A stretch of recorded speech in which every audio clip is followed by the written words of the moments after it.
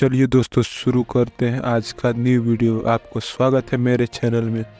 मैं बता दूं कि खेसारी लाल का जो वीडियो है वो लॉन्च कर दिया गया था 2 दिन पहले ही। वो वीडियो 6 मिलियन व्यू लेके आया है।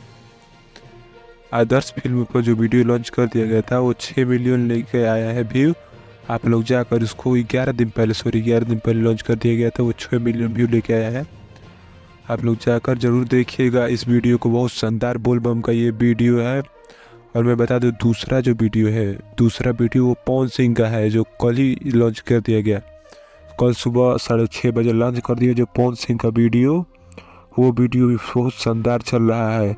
आप लोग जाकर इसको भी ज़रूर देखिएगा। ये भी वीडियो बहुत शानदार हुआ जो जीजा और साली पर हुआ था। ये वीडियो भी बहुत शानदार है।